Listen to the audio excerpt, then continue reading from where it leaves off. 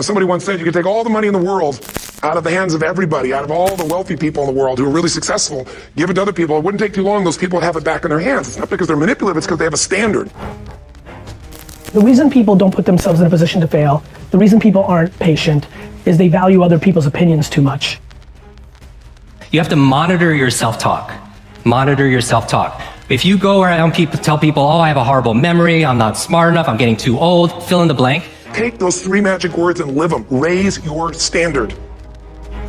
If you fight for your limitations, you get to keep them. You gotta be willing to do it afraid. See, you might be waiting for the fear to stop. I should leap afraid. You chose to withdraw because you were afraid. You're actually tougher than you think. You never knew that. And maybe you didn't want to take on the responsibility. People are rewarded in public for what they've practiced for years in private. Stay on guard to your mind, because your mind is always eavesdropping on your self-talk. Your mind is always eavesdropping on your self-talk. Rather die leaping than on the edge figuring out how to get the courage to leap. Okay, I'm gonna go make this happen. I'm gonna go make this much money. I'm gonna transform my kids. I'm gonna create the ultimate relationship in my life. I'm gonna transform my body, whatever it is. And then you don't have strong enough reasons and you don't use it. You don't follow through. It's because you didn't back up your standards with what makes those standards real, and that's rituals. You constantly remind yourself, after every defeat, after every setback, every time you get knocked down, I've got to sing, if life knocks you down, try and land on your back, because if you can look up, you can get up. See, a lot of people, because of failure, they stop believing. Let me share something with you. You will fail your way to success. So many times we're waiting. I'm waiting. 8 out of 10 millionaires have been financially bankrupt. You will fail your way to success. It doesn't matter how many times you fail. It doesn't matter how many times people tell you that you can't do it. It doesn't matter if you don't have a dime in the bank. You will fail your way to success. What's the standard they hold themselves to? And then what are all those little rituals that up? Because think about it. Success and failure are not giant events. They don't just show up. You don't just suddenly become successful or suddenly have this cataclysmic event that makes you fail. It may look that way. But failure comes from all the little things. You're just kind of waiting. You're waiting to get everything in order.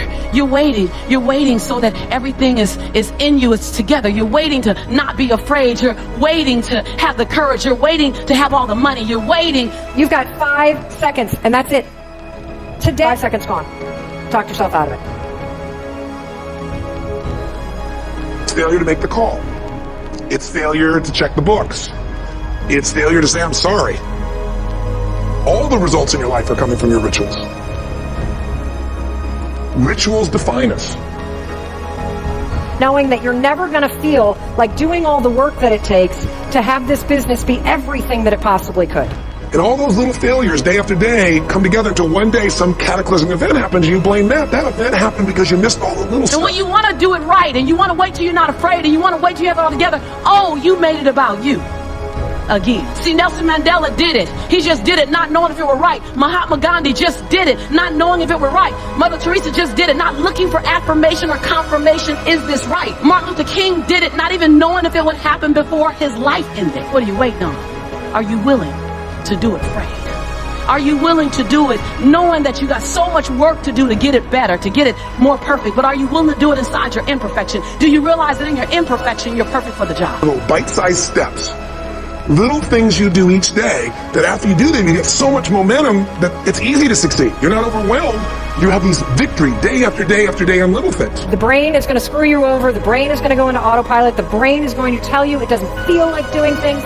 Raise your standard. From the moment that you have the idea, from the second you have that idea, you've only got 5 seconds to take action. Otherwise, it's gone. There's only one rule when it comes to productivity. There's only one rule when it comes to success. There's only one rule to getting everything you've ever wanted. And here it is. You're never going to feel like it. Ever.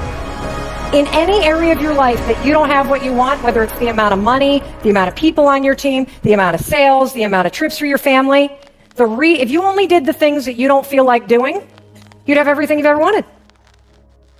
The cave you fear to enter holds the treasure you seek. You have these victory day after day after day on little things. If you went through Ultimate Edge, I'm sure you learned about the hour of power, or the 15 minutes to be able to be fulfilled, or 30 minutes to thrive, where you literally just condition your body and emotion with a couple little rituals. So it doesn't matter what's going on in your world. You feel that strength, and it's not fake. It's not some pump up. It's coming from inside you, and it works. Rituals define us.